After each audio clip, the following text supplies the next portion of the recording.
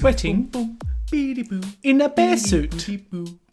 Sweating in a bear suit. I am sweating in a bear suit. Sweating in a bear suit and having lots of fun with my sweat. Hello, and welcome to Sweating in a Bear Suit, the podcast with, or video, something, that gets a new strapline every time. It is Stefan's job to give us the strapline. Steph, what is our strapline for episode 2? Okay. This is my suggestion for a strapline. We will find one day. The strapline it goes like this. Sweating in a Bear Suit, a podcast where a business lady and an idiot talk about work. Yeah! No? Come on. That'll do. Okay. That'll do.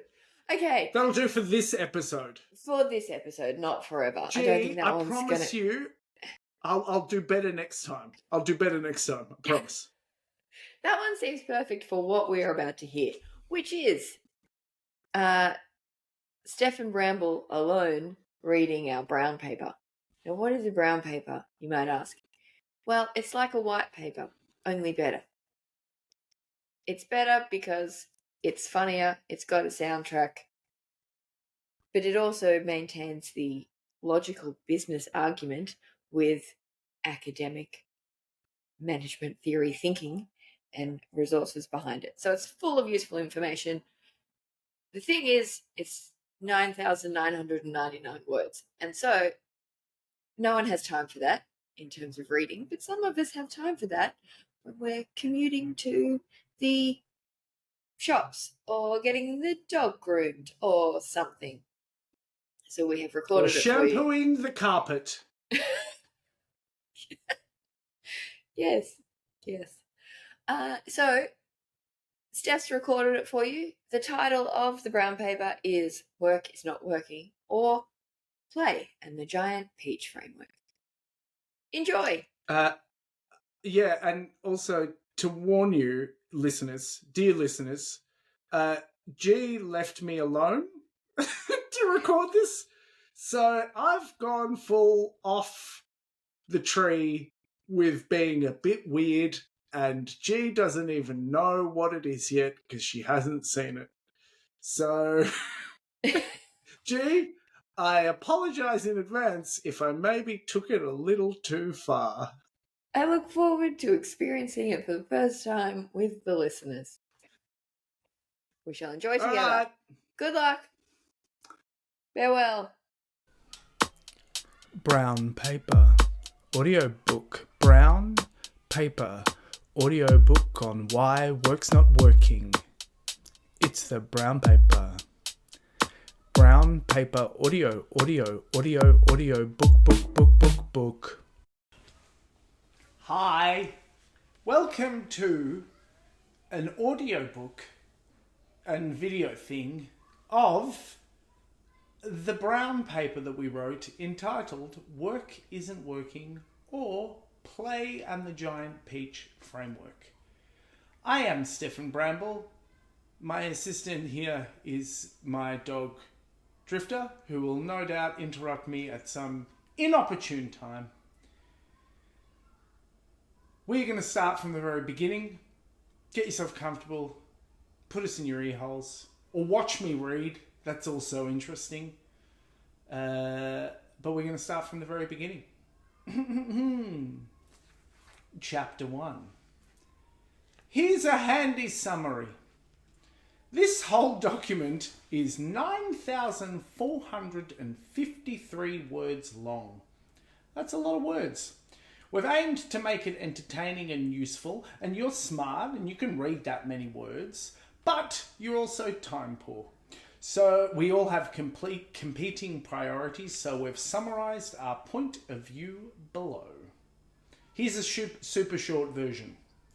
The world of work has changed, but our organisational systems, leadership practices, and performance metrics are still heavily reliant on principles of work developed during the Industrial Revolution. The Industrial Revolution relied on people serving the needs of machines. Command and control management principles allowed organizations to improve efficiency through controlling the means of production and commanding that workers complete specific and well-defined tasks quickly and efficiently without creativity or deviation from the norm. In 2024, we're well into the digital revolution. Leaders need to authorize and engage their teams to create high-value products and services in markets where technology is constantly changing around us. These days, successful organizations innovate and collaborate, often across cultures and continents, in an ever-changing market landscape. Each worker isn't part of a production line or cog in a machine anymore. We don't do our individual bit and pass it on. We work with people, in teams, with people in other teams, and with people in organizations. We believe people are generally good, want to do their best work well with others, but conditions need to be right. We cannot create those conditions if engagement is low. And if engagement is low, we cannot make innovation happen. It's almost cliche that the experience of work these days is terrible. Not because companies or leaders are bad, but because we're working with an out-of-date paradigm. We propose a paradigm shift that adapts elements of the Industrial Revolution's principles and adjusts their focus to support people to thrive at work.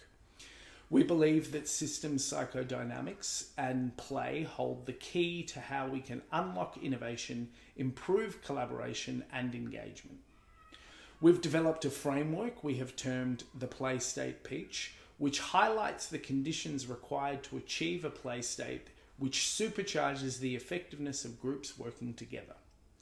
Playgrounded's pitch is that we offer workshops and programs that help you create the conditions in your organization for a play state to occur, which will help you make work better. End of chapter 1. Brown paper chapter break, chapter break, chapter break. Hello, we're back with chapter 2. Drifter is falling off the couch, but is comfortable. Chapter 2. Why read this thing? This chapter has a soundtrack that accompanies it. Annie Lennox, Why? It might be a bit dramatic, but we love Annie Lennox. Why read this thing? Organizations exist to make things and or do stuff. The ancient Greek roots of the word came from organon, which means instrument or tool. Our first piece of nerd for you. You're welcome. The organization is a tool for achieving an end, which is awesome. Humans love tools. So we find real smart people that know about a specific thing we want to do or stuff we want to build and gather them together to produce some kind of stuff and thing building machine that meets our mission. What could go wrong? Quite a lot. Work is so often associated with feeling bad. In fact, the famous philosophers Blink-182 once said in the 90s classic All the Small Things, "Work sucks, I know, meow meow, meow meow meow." They didn't say the meow bit, I just added that. Feeling bad about work makes the work way harder to do, gets in the way of what the organization is trying to do, and results in a lot of time feeling bad in our very short lives. We spend about 90,000 hours, or 33% of our time on this planet working. Plummeting employee engagement, increasing unhappiness at work, burnout, bullying, staff turnover, all have huge negative impacts on organizations' capacity to deliver value to their customers. We have a suspicion that if you asked a manager or organizational leader the biggest hurdle they face in making their stuff or doing their things, people drama would be in the top 5, if not the first. In fact, The fine people at LinkedIn made a handy list of 7 challenges facing new managers, and the top 6 were all people-flavoured. We believe that is because people aren't in fact machines, and they don't work real good when they try to become one, except for Transformers, but they are more than meets the eyes. We also believe that the tendency of our organisations to try and do this is not because humans are jerks, generally they aren't, but because the mental models of work are based on outdated thinking from the 1760s-ish. We also believe that our organisations and the collective actions that they achieve hold the key to solving the massive, important and interesting problems we all face.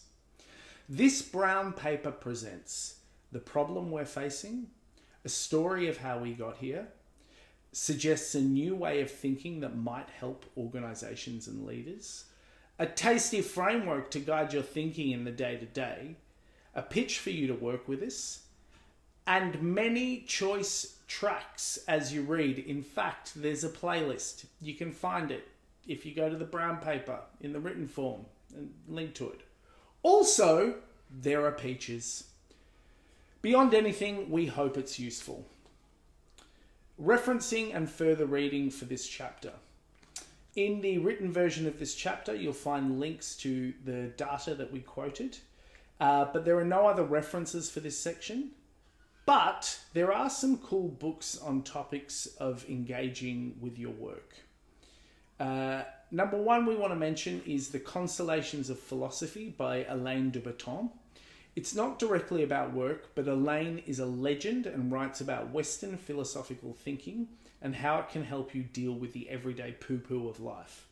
It's one of the founder's favourite books. It's my favourite book. Number 2, A Job You Love by The School of Life. It explores finding fulfillment in your career from a philosophical and emotional standpoint. It's pretty awesome.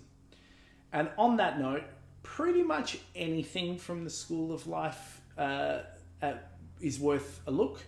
You can find them on a YouTube channel, which is really useful. End of chapter 2. Brown paper chapter break, chapter break, chapter break. Welcome to chapter 3, entitled What is a Brown Paper? The theme song for this chapter is, of course, The Stranglers' Golden Brown. Why brown paper, you might say? To that we say, why the brown not? Okay.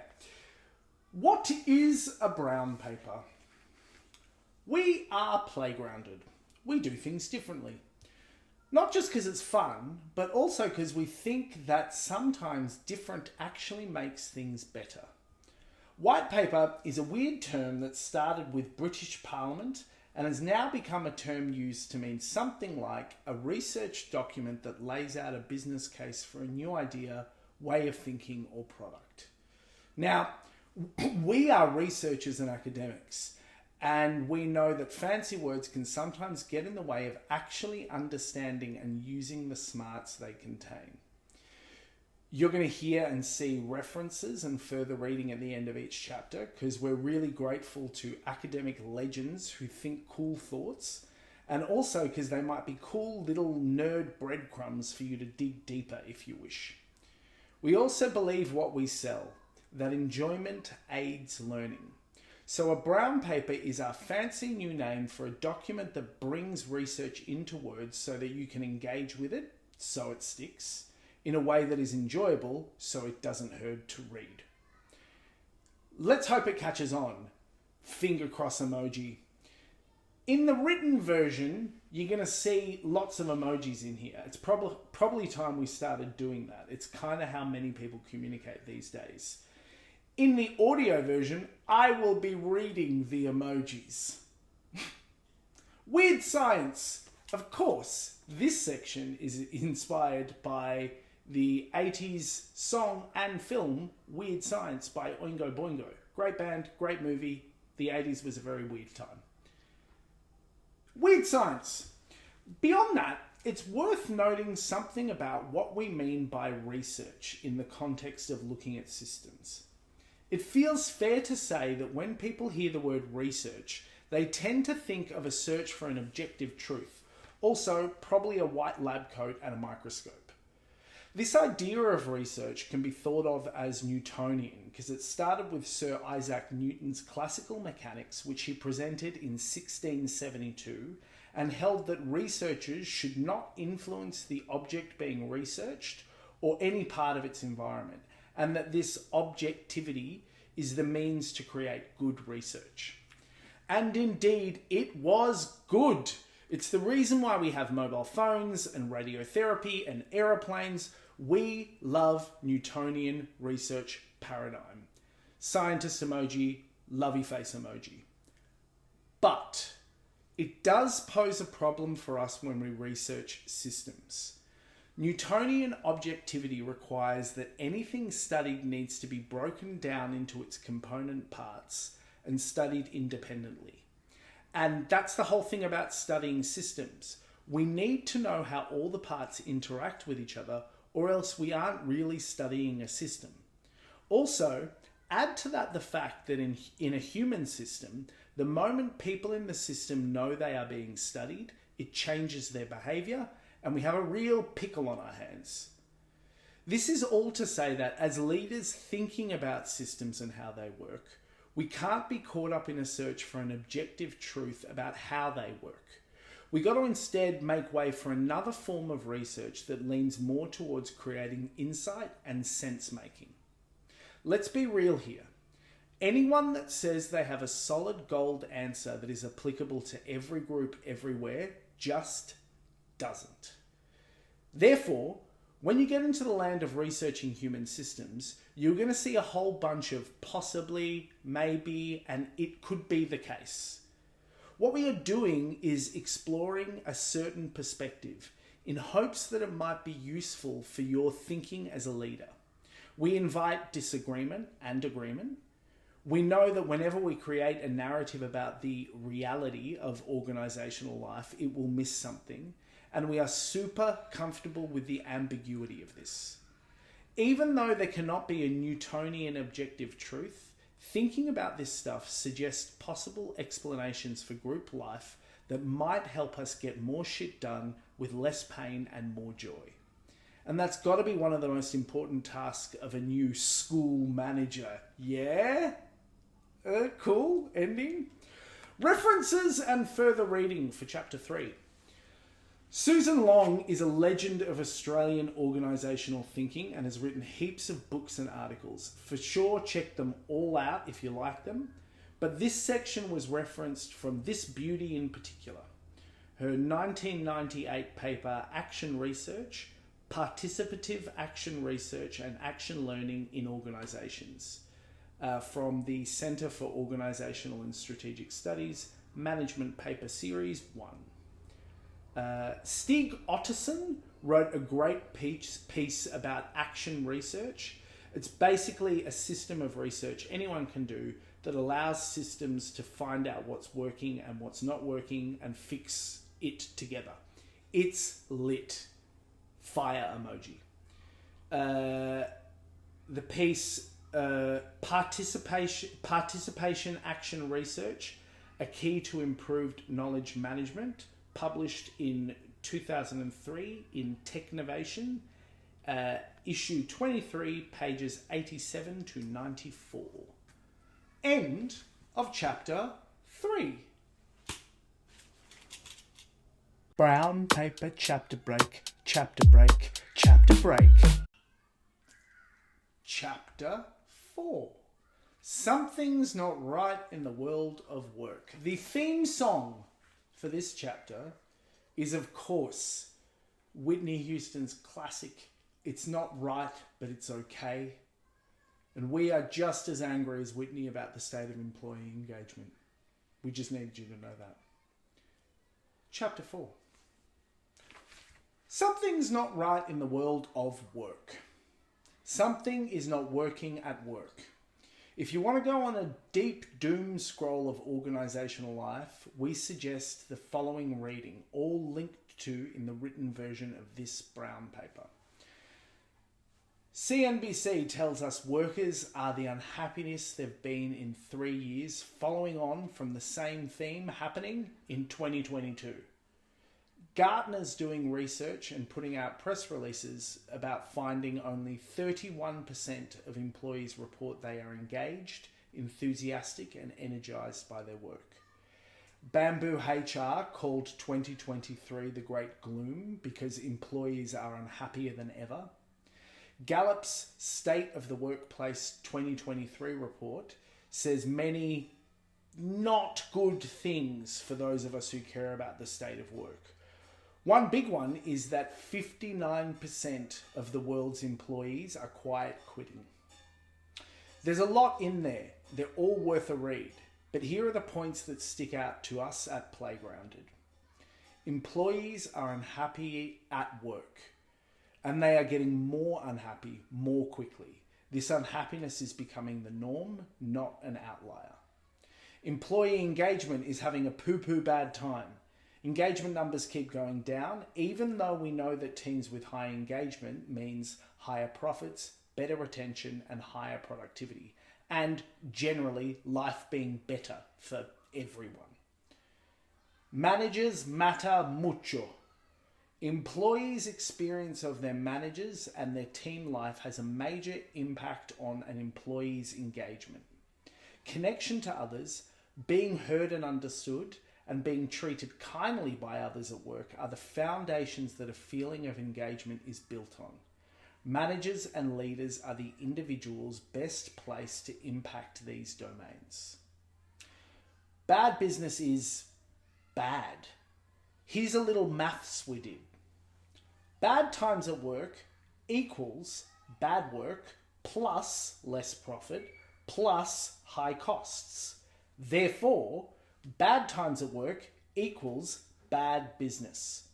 Side note, we are not mathematicians. Bad times at work doesn't only feel bad and has a huge impact on our health and well-being, it is also bad for business. What is the point of all this hard work that makes people unhappy if it's also bad for business? Before we go on, it's worth defining what we mean by engagement. There is a research report that we're super into from the ADP Research Institute, which lays out some cool, interesting things about employee engagement based on whiz-bang data analysis.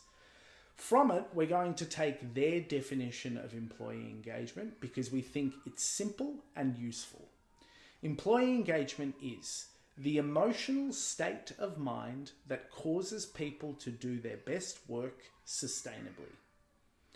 The next bit they write is also cool, and we think you'll like it. Engagement is the set of feelings individuals have towards themselves, their work, and their co-workers that cause them to do their best work and to do so in such a way that they find fulfilling. This definition is based on the thesis that people's feelings affect both their behavior today and their future behavior. Thus, the word engagement captures the twin concepts of how does this person feel right now and how do these feelings affect the person's ability to keep doing his or her best work in the future. The first thing we notice here is that we are in the land of emotions and feelings.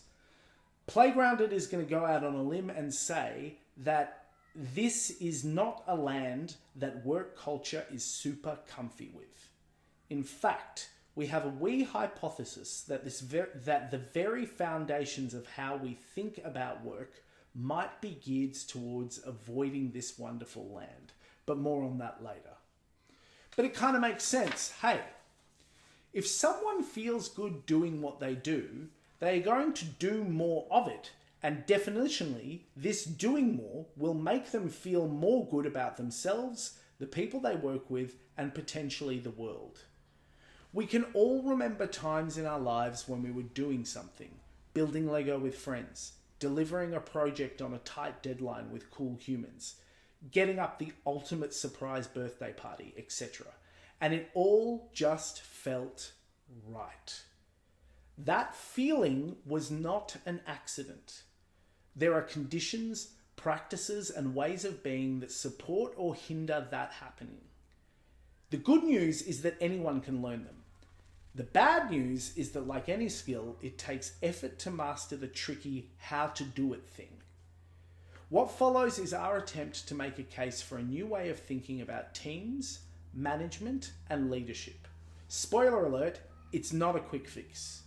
It's a framework for thinking about work that's based on solid underpinnings from the fields of psychology, management theory, education, and systems thinking. It's gotten a makeover from the schools of the performing arts with all it has to offer in the fields of communication and audience engagement. And it has been tried and tested in the arena that is practical application, having been developed in fields as diverse as technology startups, not-for-profits, professional services, education, youth work, community development, and even a group of 5 to 8 year olds deciding what to do with 2 spare hours on a Saturday. The biggest challenge of all. This waning engagement with our organisations is no small thing. Business units with engaged workers have 23% higher profit, while employees who are not engaged cost the world $7.8 trillion in lost productivity, equal to 11% of global GDP. We've got a lot of big, wicked, scary, strange, important problems to solve, and we aren't going to be able to do it if we don't do it together.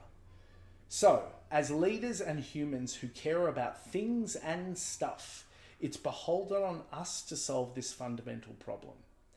How do we help people do their best work sustainably? References and further reading for Chapter 4. In the written document, there are links to the sources of our data quoted, so check it out if you would like. It's all really good reading. You should have a look. We want to draw your attention to one in particular because it's specifically about engagement and how to measure it. So if you're designing engagement surveys, it is double cool, super useful, awesome pants. The definitive series, Employee Engagement from the ADP Research Institute. Find the link in the written brown paper, end of Chapter 4. Brown paper chapter break, chapter break, chapter break. Hello, welcome to Chapter 5. This is going to be a 2-part chapter because it's a long one. It is called The Story So Far, and as such, the theme song for the beginning of this chapter is Limal's The Never-Ending Story, which one needs no excuse to listen to because it is perfection. Let's begin. The story so far. In order to do some thinking about the current state of engagement in our workplaces, we need to go back in our mental time machine and think about how we got here. It's the only way to track the changes drum emoji. Now, Playground loves a good story, and if we could, we'd probably choose to start our stories about work at the dawn of time. But for the purposes of this story, we're going to start at the Industrial Revolution. This chapter, part of the chapter is called Industry Baby, and so of course the theme song is Lil Nas X Industry Baby because it is lit. Industry Baby. It's generally accepted that this revolution started in England in the second half of the 18th century. Think sometime around 1760s-ish. And the scholars are still trying to figure out when, if ever, it stopped. Regardless of time frame, the Industrial Revolution was a full-on time because humans started building real complex machines that helped us make more things and do more stuff. But the creation of these fancy new machines also required massive changes in how we did everything. From how we built cities, to how we did politics, to religion, to workers' rights, to wealth, to slavery, to the concept of family, community, rest, education, childhood, time, toys. Everything had to readjust and reorganize to make way for this new way of life. Academics are famous for disagreeing on many, many things, but on this they are close to full agreement. It's a complete change in the dynamics of history. It changed our lives forever in ways nobody ever imagined. If not the central principle for this reorganisation, one of the top 5 was how we collectively thought about work. Before the Industrial Revolution, the making of things and doing of stuff was generally organised around family and village groupings. You hang out with the fam, tend to the field and grow some stuff, and then maybe use that stuff to make some other stuff to sell, like, say, textiles. You would do this on your own clock at the time that suited you, and then you would go to market, sell your stuff, and get different stuff. Money, but sometimes other people's stuff that they made, and the making and getting of stuff cycle would continue. Economies were generally rural, and industry was dispersed throughout these communities. Then, bam! Explosion emoji! Machines are made that increase the capacity to produce cotton or steel or dolls, increasing not only the quantity of goods, stuff, but their uniform quality, good stuff. But these machines weren't fully autonomous. They required humans to keep them pumping out all the good stuff. Not only that, because of the cost of making these machines, there was a huge incentive to keep these machines working constantly to create a tasty return on investment.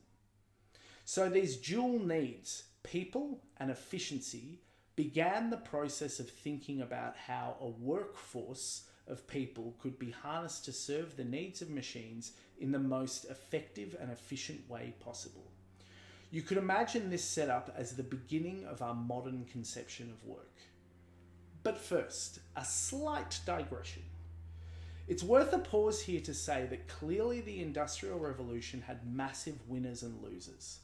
That it did great things for the state of human existence, and it also did terrible things for the state of human existence. A lot is worth talking about and discussing, and heaps already has been. But in telling this story, we are morally agnostic and sticking to our central task of framing up the problem so we can think together about how to help people do their best work sustainably. Back to the story. In trying to figure out how to get a workforce of humans to serve the needs of machines in the most cost-effective and efficient way possible, factory owners and managers had to create and embed attitudes and practices in the humans that were doing this new thing called a work day. These included things like scheduling and time. Humans were used to doing work when it suited them. Intoxication. Being drunk and working big machines was not a great thing. Working with people you don't live with or next to. Most work had been done in families or villages. Delegated authority. The functioning of machines was knowledge held by a few, but the work required to keep them operating was performed by many. The list could go on, but think of it like a mass education drive to get a bunch of people ready to do a whole new thing with their lives. Here is a list of rules taken from a Berlin factory in 1844, to be read in a voice that I choose. The factory rules for the foundry and engineering work of the Royal Overseas Trading Company. In every large work and in the coordination of any large number of workmen, good order and harmony must be looked upon as fundamentals of success, and therefore the following rules shall be strictly observed. Number 1. The normal working day begins at all seasons at 6 a.m. precisely and ends after the usual break of half an hour for breakfast, an hour for dinner, and half an hour for tea at 7 p.m., and it shall be strictly observed. Number 2. Workers arriving 2 minutes late shall lose half an hour's wages. Whoever is more than 2 minutes late to work may not start work until after the next break, or at least shall lose his wages until then. Any disputes about the correct time shall be settled by the clock mounted above the gatekeeper's lodge. Number 3.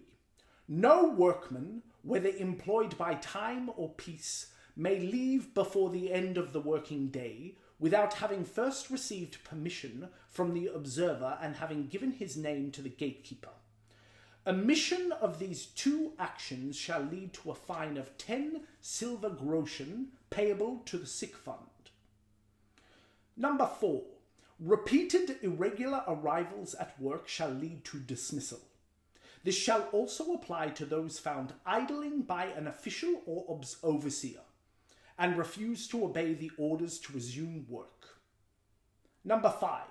No worker may leave his place of work other than for reasons connected to his work. Number 6. All conversation with fellow workers is prohibited. If any worker requires information about his work, he must turn to the overseer or the particular fellow worker designated for the purpose. Number 7. Smoking in the workshops or in the yard is prohibited during work hours. Anyone caught smoking shall be fined 5 silver groschen for the sick fund for every such offence. Number 8. Natural functions must be performed at the appropriate places, and whoever is found soiling walls, fences, squares, etc., and similarly, whoever is found washing his face and hands in the workshop and not in the places assigned for the purpose, shall be fined 5 silver groschen for the sick fund. Number 9. It goes without saying that all overseers and officials of the firm shall be obeyed without question and shall be treated with due deference. Disobedience will be punished by dismissal. Number 10. Immediate dismissal shall be the fate of anyone found drunk in the workshops. Number 11. Every workman is obliged to report to his superiors any act of dishonesty or embezzlement on the part of his fellow workmen. If he admits to do so, and it is shown after subsequent discovery of a misdemeanor that he knew about it at the time, he shall be made liable to be taken to court as an accessory after the fact, and the wages due to him shall be retained as punishment. End scene.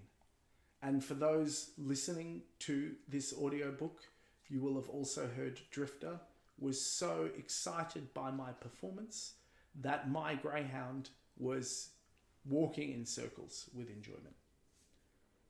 Back to the brown paper. At Playground, we don't think it's a stretch to say that this new way of thinking was all about turning a human into a cog in a machine. This process involved thinking about the efficiency of movement and the allotment of time on task, and, like the machines being served, was based on the Newtonian scientific method. In fact, a dude called Taylor called it scientific management theory. You know what there was not a lot of in this new way of thinking about work? Feelings and creativity and learning and problem solving and connection and teamwork and all the things that we know are markers to engagement. And it sort of makes sense. If the need of the time was to have humans become caretakers of machines, you don't need these things to turn a profit. What you do need is a whole lot of command and control. And again, this kind of makes sense. If you're working in a scientific management method, you are going to want to control the work that's getting done and command the processes to fit the needs of the machine with minimal deviation from the norm. Side note, this was so effective that in the late 18th century, Frederick the Great of Prussia remodeled his entire military using this machine metaphor, beginning many military traditions that are still in use today. The point is that the principles of command and control were threaded into this new way we thought about work when the modern conception of work was being created. And the fundamentals of creativity, learning, connection, and all the good stuff that makes engagement sing were not. And more than anything, feelings were never a consideration when people were trying to figure out how to make humans part of a machine. As we saw in the previous chapter, feelings have a huge role in people feeling engaged at work and being able to do their best work sustainably. And let's not forget, it's not just about feelings and feeling good, though that's awesome. It's also about increasing the quantity and quality of the output of our people so we can solve really important problems. At Playgrounded, we believe that this thinking is the very water we still swim in when we think about work and how to get shit done. It's no one's fault. No one chose this. No one is being bad for doing it. It is the dominant, fundamental mental model that we have all been raised to live within. The problem is that the world has changed. Work has changed, but the model has not. Referencing and further reading for part 1 of chapter 5. Gareth Morgan. Don't get us started on Mr. Morgan. He wrote a whole book that explores the metaphorical mental models different organizations can hold and how they help or not them get shit done. It's a seminal work. It's worth a read. But as you can see, it's long. This bit of our brown paper has a lot to thank chapter 2 for. Here's the reference. So it's images of organizations published in 1986 by Sage Publications in Beverly Hills and authored by Gareth Morgan. We also got a lot from the following articles, all available on the internet. Links are in the written version of the brown paper. The first one, Research on Cottage Industries, a review by Vijay Lakshmi K and Dr. Shrupathi Kulreva. Western Civilization, edition 11 by Jackson Spiegelwald. We use chapter 20, the Industrial Revolution and its impact on European society. It's free to find on the internet because the world is awesome, so have a look. Digital Technology and Social Change, the Digital Transformation of Society from a Historical Perspective by M. Hilbert. Oh, and also we had a listen to this gem, the Industrial Revolution episode from the Short History of podcast. It's really awesome. We suggest a listen. Here ends part 1 of chapter 5. Brown paper chapter break, chapter break, chapter break. Oh, hello. Welcome to chapter 5, part 2, entitled Changes Turn and Face the Strange. It will not surprise you that the theme song for this chapter is David Bowie's Changes, and we can think of no one better suited to introduce a rant about open systems thinking and the digital revolution than Mr. Bowie. So, enjoy. Changes. Turn and face the strange. So, butting right up against the Industrial Revolution were a few world wars. We mention them because the industrial world of work and the modern military evolved together and shared the machine metaphor for thinking about organizations and doing the job at hand. In the post-war era, the corporation became a larger force in how we did stuff and made things. It was humans exiting the military who designed and built these corporate organizations and retasked the military and industrial revolution ideas of workers as parts of a machine and cemented it within the corporate framework. And this was fine until it wasn't. Remember Kodak? Blockbuster, Xerox, Pan Am, Atari, AOL, HMV? The list of corporations that once were at the top of their game but failed to innovate and change is long. Unlike the world of the Industrial Revolution, it's not enough to efficiently produce more stuff anymore. Now organizations need to learn and grow with the needs of our users, clients, community, and customers. And customers that aren't even born yet. Mind blown emoji. And don't even get us started on how technology like AI will impact how we innovate and change. It's going to take a whole new way of thinking. Open systems theory is probably one of the most important ideas you've never heard of. From the 1950s, smart people who studied groups noticed something about organizations. That organizations, like organisms, are open to their environment and have to create a healthy relationship with that environment in order to thrive. This meant realizing that organizations like yours, finger point at you emoji, is in a system of systems, all influencing each other. And this bit's a bit of a mindfuck. The organization itself is a system of systems. This organism metaphor allows organizations to grow, change, and learn from their environment, which is ACE, and we would argue fundamental to the success of any modern business.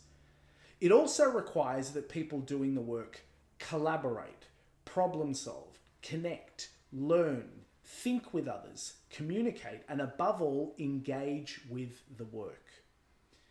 Add to this another revolution, the digital one, and we have what my nonna would call a spicy meatball finger pinch emoji. If you characterize the Industrial Revolution as being about gathering people together in the same time and space to work with a physical machine, the Digital Revolution can be characterized as gathering people across time and space to work on ideas and abstractions of physical and sometimes non-physical things. This means that people are working across cultures, across organizations, asynchronously, something that is awesome, but is also super hard mode for collaboration, problem solving, connection, learning, thinking with others, communication, and engagement with the work. Playgrounded humbly suggests that if the above is true, the foundational mental model of organizations as machines born in the 1760s may not be fit for purpose. It may be why the concept and need for psychological safety is coming to the fore. It may be why rates of unhappiness at work are soaring and employee engagement is plummeting. It may be why work is not working. References and further reading for Chapter 5, Part 2. Once again, we point you towards Gareth Morgan's book, Images of Organizations. It's got a lot to say about open systems thinking, which is really worth learning about. It's basically the whole of Chapter 3. So again, the reference is Images of Organizations, written by Gareth Morgan, published by Sage Publications in 1986. Also, Manny Sher and David Lawler's seminal An Introduction to Systems Psychodynamics loves to chat about open systems. We can have a lot to say about them in the next chapter, but I will give you the reference now. The title is An Introduction to Systems Psychodynamics, Consultancy, Research and Training, published in 2022, authored by Manny Sher and David Lawler. Brown paper chapter break, chapter break, chapter break. Hello! Welcome to Chapter 6, entitled, So, What Could Help? Of course, the theme song for the start of this chapter is the Beatles' Help. There was some debate amongst the founders about whether we would choose John Farnham's Help or the Beatles' Help, and after much discussion, the correct version was selected. That is the Beatles. Let's begin. So, what could help? Playgrounded holds a solid belief that generally humans are awesome and want to do the best they can to live a life that's good. They care about the communities they are in and on the whole don't go out of their way to design systems that don't work and cause pain. Basically, there are very few Bond villains in the world sowing chaos. Though, if there were, we would like them to be Rami Malek because he's a dreamboat. This includes managers, leaders, individual contributors, and any other part of the systems we work in. What we propose is that the mental models and unexamined beliefs might be leading us all to make work into a prison and stifle our ability to connect, collaborate, and create. It follows that what we might need are new mental models, new skills associated with them, and a place to learn and practice with other humans as we try to figure out this awesome, weird, sometimes painful thing we call group life. But we're getting ahead of ourselves. First off, what are some new ways of thinking about work and organizational life? Systems psychodynamics. The theme song for this section is Jamiroquai's Don't Panic. As a side note, one of the founders actually danced with JK at a nightclub in his youth. System psychodynamics. Don't panic. These are possibly new words and they kind of reek of over-intellectualizing and academic weirdness. But don't let that put you off. It's kind of awesome and a repository of thinking about group and organizational life that's been actively going on since about the mid-19th century and continuing up until this day. Think of it like a tasty minestrone soup that brings together the disciplines of psychology, business, politics, psychoanalysis, group dynamics, philosophy, systems thinking, economics, education, and whatever other bits help us as humans to think about what it takes to make thriving groups and how to help these groups thrive when interacting with other groups. For a manager, leader, or worker thinking about the problem of engagement, it is lit. Fire emoji. You can think of it as containing 3 distinct studies that overlap and interrelate. Number 1, thinking about systems and how they work together. This is all that good stuff from open systems theory mentioned in chapter 5. But there are other tasty bits like the impact of technology on the social elements of groups, complexity in modern global supersystems, the impact of national, religious, political systems on work groups, and heaps of other whacked out big thinking. If systems psychodynamics were a minestrone, this would be the stock that holds all the tasty bits. Number 2, thinking about the individual and their needs and motivations in a group. Organizations are made up of people. So it behooves us to have an understanding of human motivation drawn from the disciplines of psychology and psychoanalysis. As we have laid out above, feelings matter when we think about engagement with our organizations. People are not, in fact, cogs in a machine. And one of the things that makes that so is the impact of our feelings on our future behavior. Knowledge and awareness of the mechanisms at play in individuals while they work not only helps our bottom line, it also feels good. In our minestrone metaphor, this is all the tasty floaty bits in your minestrone. Number 3, thinking about the dynamics of a group as it goes about its work. Collective human action is a magical thing. It can move mountains, or invent planes, or create those little umbrellas in your cocktail. Fact is, we work in groups and weird things can happen in groups. There's scapegoating and projection and infighting and a host of other things that can help or hurt a group's ability to do the things they are there to do. Becoming aware of all this only helps us to figure out what's going on and gets a group to come together to solve a problem. At the risk of taking the metaphor too far, in our minestrone, it's the magic on your taste buds as all the different tasty bits work together to make it finger pinch emoji. We bang on about it because there's so much gold in there. When we work with leaders, we see good humans trying to help their group. But it's like they're missing this magical minestrone to help them make sense of what is going on, to take care of themselves and to get the group back on task. As an incomplete list of very cool things it holds to get your interests interested, here's a few choice bits. The leader's capacity to tolerate and contain the emotions that come up as the group works. Projections of emotions and how much it happens at work. Why organisational boundaries matter and the role of the leader and management in making them real good. Good enough leadership and why it's the best way to lead, with the added bonus of not burning out our leaders. Reflective practice and why it is next level important and awesome for the survival of any organisation. Change, why it's full on and how to do it good. Taking up a role and how to bring yourself to it. Focusing a group on task and knowing when not to.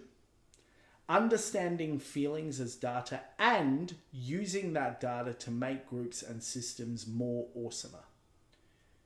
While there's heaps more, the important part is that it provides a means to think about the work of leading differently. And we believe that it is far more fit for purpose than the current machine model that was built for another time and another place. We reckon all of the above is useful for thinking differently about the way we work, but we do think one concept can help groups and leaders in the here and now make a change that could help people do their best work sustainably. Play. Of course, the theme song for this section is Barry White's Let the Music Play, because who better than Dr. Love to introduce us finally to talking about play. Play. As you may have gathered, we at Playgrounded are very into the concept of play. One could say we are grounded in it. So, we have a thing or two to rant to you about its utility in helping people do their best work sustainably. But wait! Before we do that, we have to clear the air on some things. For those of you who are cringing at the very mention of play in the workplace, we hear you. In fact, we celebrate you. Playgrounded was founded by two people, one of them a massive play skeptic.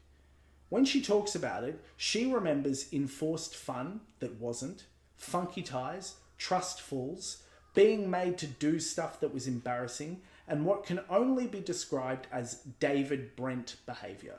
Now, in the written brown paper, there's a link to a great clip from The Office that you should probably watch of what we would describe David Brent behaviour, done by David Brent.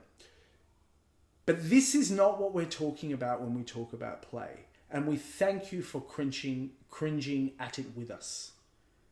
Don't get us wrong, having fun is awesome, and when it shows up, it's a sign engagement is going well. But it can't be forced, and it's actually not what play is about. Play is a technical term from the fields of child development and psychoanalytic thinking, and it is awesome. Think about a brand new human.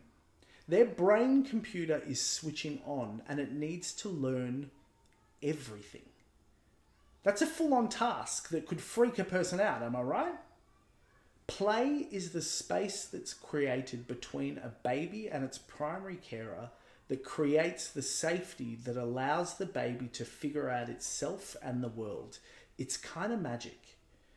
Now think about what's going on here. Not only is the baby playing to figure things out, but the caregiver is taking up their authority to facilitate that play happening. Sometimes leading, sometimes following, allowing the bumps and the bruises that lead to learning, connecting with the learner to check in on how they're coping, all with the aim of achieving a mission, to help the baby become the best human they can be.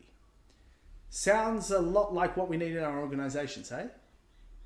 There is research to suggest that humans have a cool thing called neoteny, which basically means that we are one of the few animals that can continue this state of play indefinitely. It is this extended playing well into adulthood that has allowed for the capacity of humans to adapt and invent, and has given us Jenga and skyscrapers and Beyonce. So Play is about learning and developing, a thing that I think we could agree is important for any modern organisation working in our open system. But in the working world, based on the idea that work and play are opposite, they aren't. In fact, there's a case to be made that they're the same thing, but that's a whole other brown paper. How can a leader use play to get shit done and help people do their best work sustainably? We believe that a forward-thinking leader can create systems and processes that support the emergence of what we call a play state. At Playgrounded, we think of a play state as a condition that can occur in a group where everyone is both playing and helping others to play at the same time. It's kind of magic. In order to help you think about the possibility of creating a play state in your group, we've come up with a fancy metaphorical framework. It's called the Play State Peach, and it is the focus of the next chapter. References and further reading for Chapter 6. So, clearly, Manisher and David Lawler's seminal An Introduction to Systems Psychodynamic is fairly important. Basically, the whole book is about, well, system psychodynamics, and it is lit. Fire emoji. I'm going to give you the reference one more time. An Introduction to Systems Psychodynamics, Consultancy Research and Training, published in 2022 by Manisher and David Lawler. Also, there are about 200 articles that have been read on all of the topics, but we're just going to mention some that involve play because we love it. Donald Winnicott is kind of the human for thinking about play. He wrote a heap, but we love Transitional Objects and Transitional Phenomena, a study of the first not me possession, from published in 1953 in the International Journal of Psychoanalysis, edition 34, pages 89 to 97. Also by Donald Winnicott, Playing and Reality, published in 1982 by Routledge. And also Play and How It Shapes the Brain, Opens the Imagination and Invigorates the Soul by Dr. Stuart Brown with Christopher Vaughan. Anyone who is into play will be quoting this book at you. It's pretty awesome. That is the end of Chapter 6. Brown paper chapter break, chapter break, chapter break. Hello. Welcome to Chapter 7, the Play State Peach. Of course, the theme song for this entire chapter is Peaches by the Presidents of the United States of America. A great example of a band that brings play into their work. Let's get to it. The Play State Peach. We think to get play happening in a group, you need to focus on fundamentals, and our tasty Play State Peach holds all that in a neat framework that can help you to think about it and get it in your day-to-day. I'm going to describe it for people listening in their car. Think of this framework as a peach cut down the middle, and you can see a seed in the middle, a play state around that, safety around that, and then the skin of the peach is boundaries. Hold that in your mind as you hear this description. What does it mean? First, there is a seed or stone of our peach, and it is a group's mission. A group needs to be focused on a mission or central task because this is the thing that makes a group, well, a group. This needs to be clear and understood by all the humans in a group.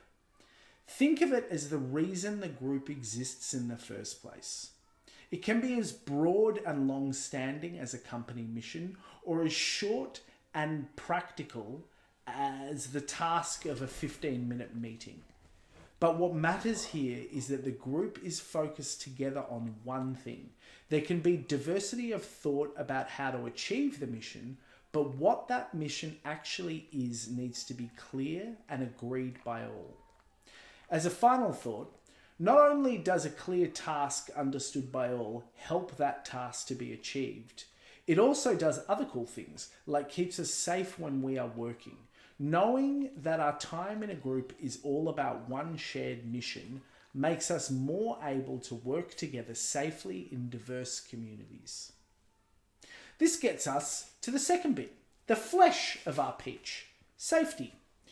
No matter how well defined your mission is, if you're not safe, you can't do it. It's the ancient truth of you can't bake a cake if your hair is on fire. That's not ancient, we made it up, but you get the vibe, right? It's easy to see this principle at play in work that we have traditionally seen as dangerous, like cleaning windows on a skyscraper.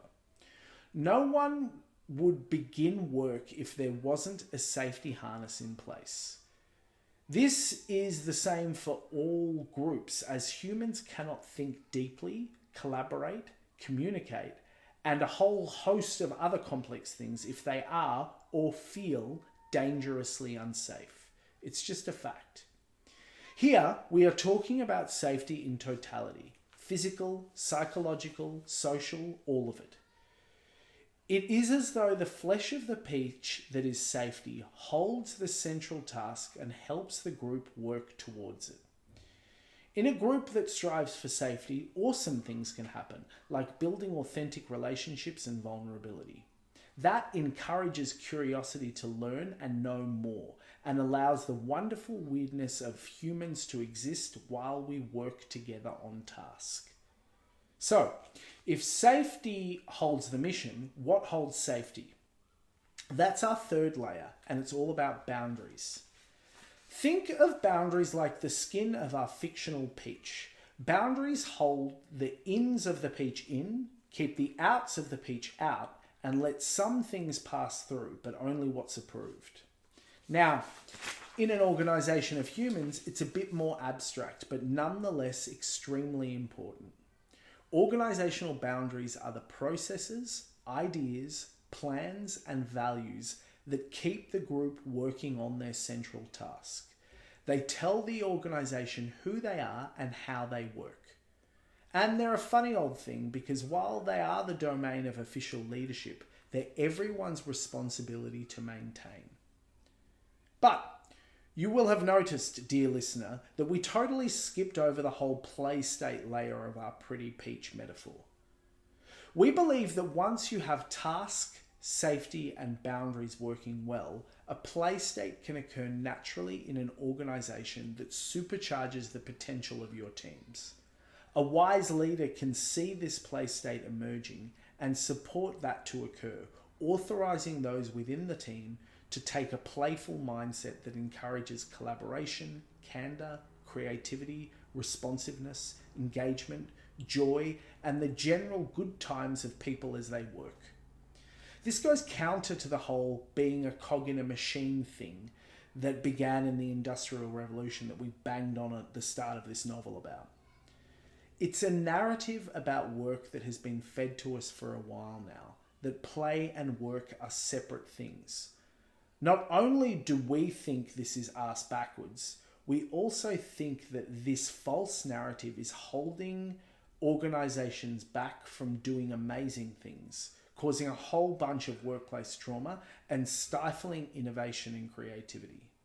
What we need now is a new lens to view work that gives leaders, and anyone in a team can lead, the ability to support the naturally emerging play inherent to a functioning group.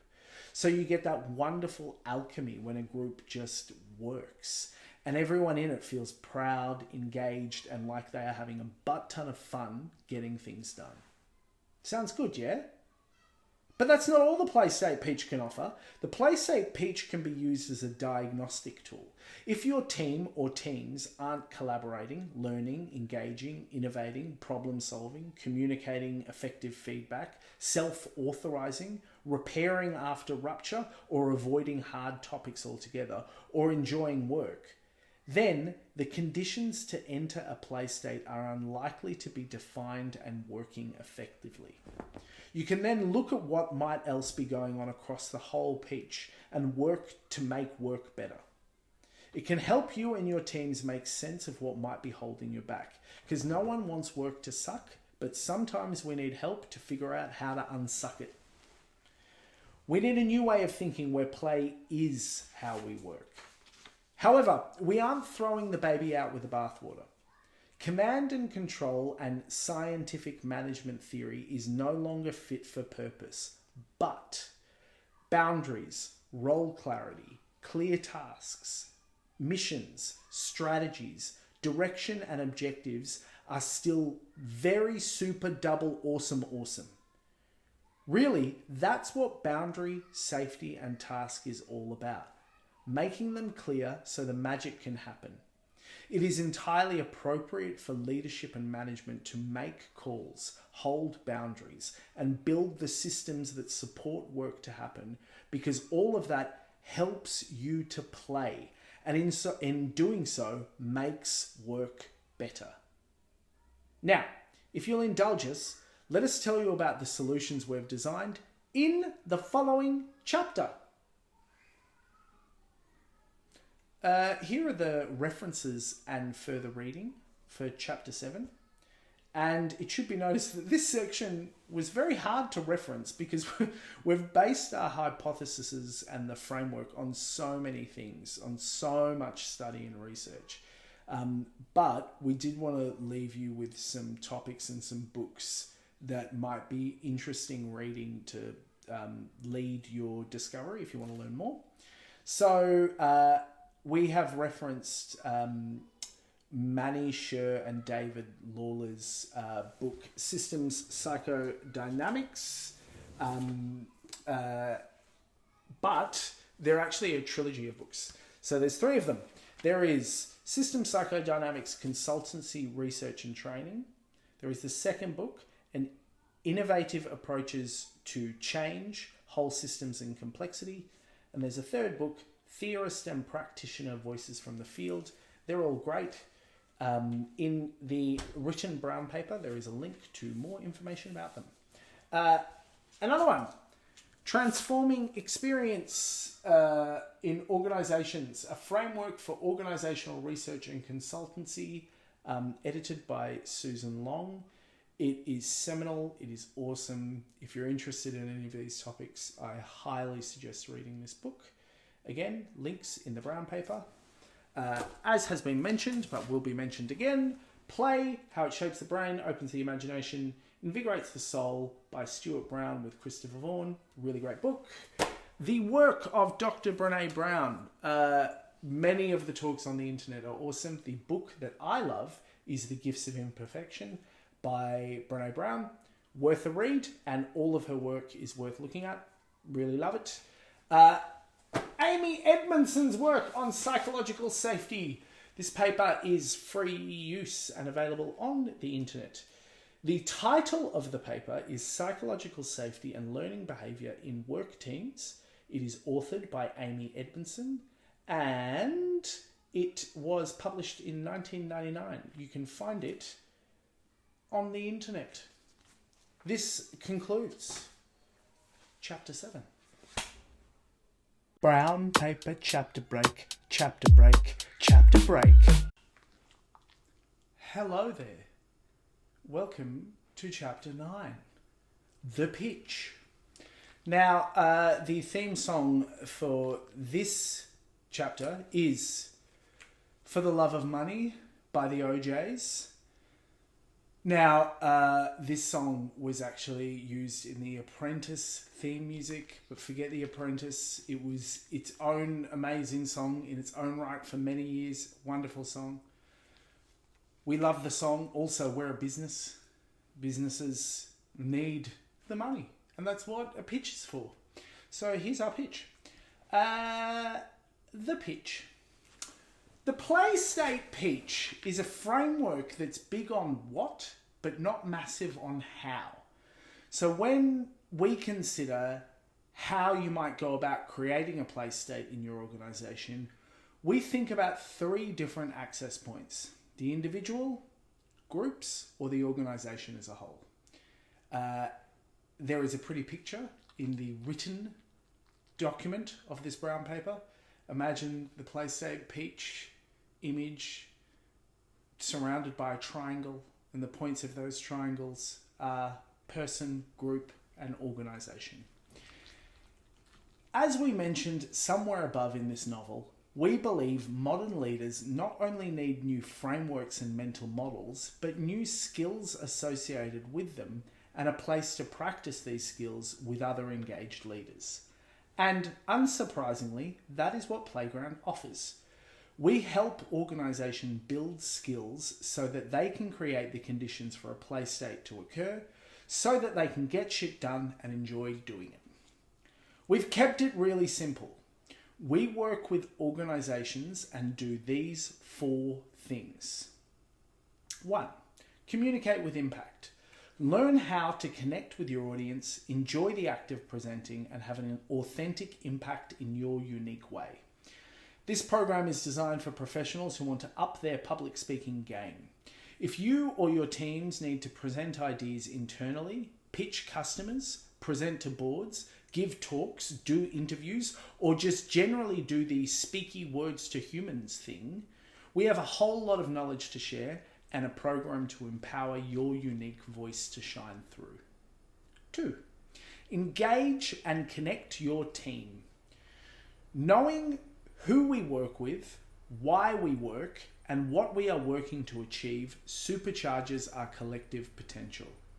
This program is designed for organisations that want to enhance the conditions that create dynamic, thriving, creative, collaborative teams. Collaboration and creativity win in business. But it can be real hard to create the quality connections that are the lifeblood of any group working together to solve problems and make something new. We have the technical knowledge, the facilitation skill, and the performance know-how to foster authentic human connection so that you can get shit done faster, safer, and better. 3. Leadership, but better. Anyone can lead. Empower your people to lead and follow to make the changes you want to see in the world.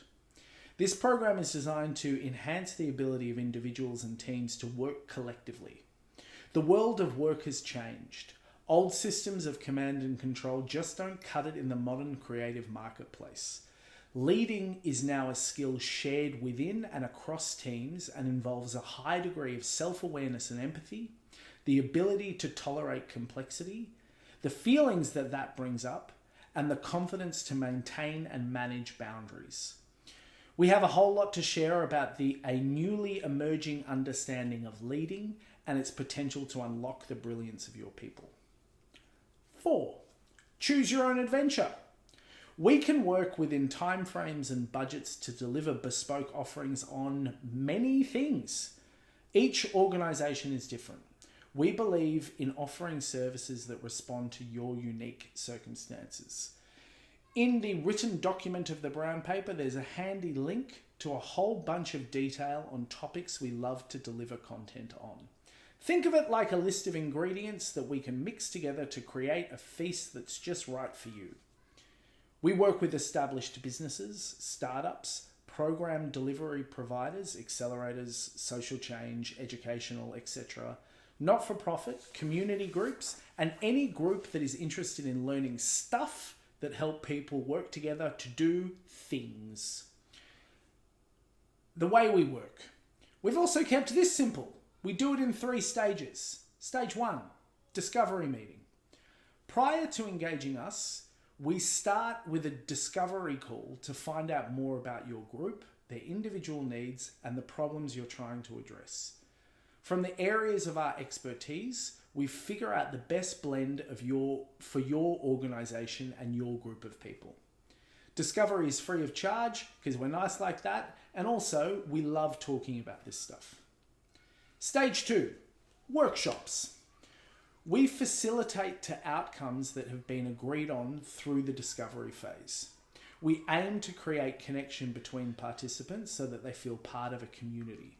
Like everything we do, we make the experience of learning enjoyable, and your people will leave having had a great time. Party face emoji. Stage 3, coaching and reflection. This is the magic. An ongoing program of coaching and reflection to embed the learnings from the practical application of the workshops.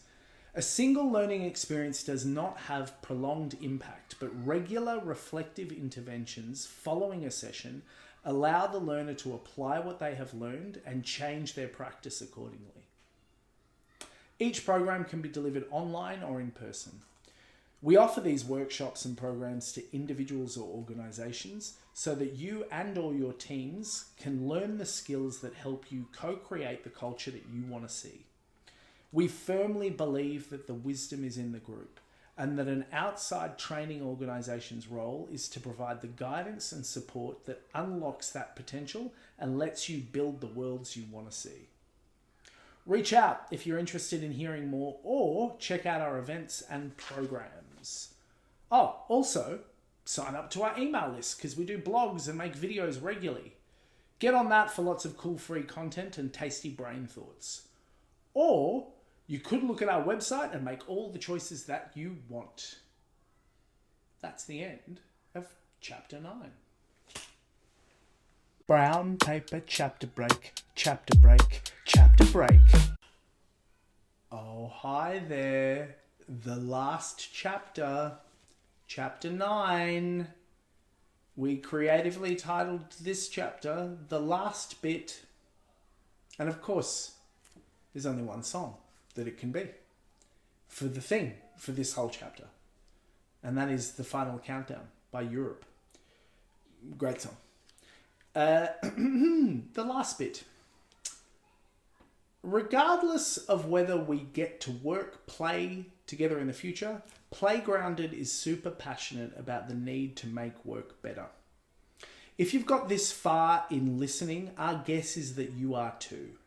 So we're going to go out on a limb and suggest that we share a faith that our organizations, teams, and groups can solve the big problems we face together. That will involve thinking together about systems and processes and values and missions and boundaries and safety and a whole host of other things. In order to do that, we have to engage our communities in the task so they can do their best work sustainably. Once we get that in place, the magic of collective human action and the potential it holds can move mountains or make a flying car. A deep, deep, deep wish of one of our founders. Please help her see that dream come true. The end. On a personal note, wow, you got to the end of 9,453 words written by us and spoken by me. I'm really proud of you. I hope you enjoyed it. Any feedback is, of course, welcome. We encourage all the feedback. Criticisms, likes, interesting bits, things you disagreed with, things you agreed with, all those things. So we welcome that. And not only am I proud of you, but also proud of Drifter for only ruining the takes on this recording about 8 times. With that note, I and Playground say goodbye. Bye. Playgrounded. That's better.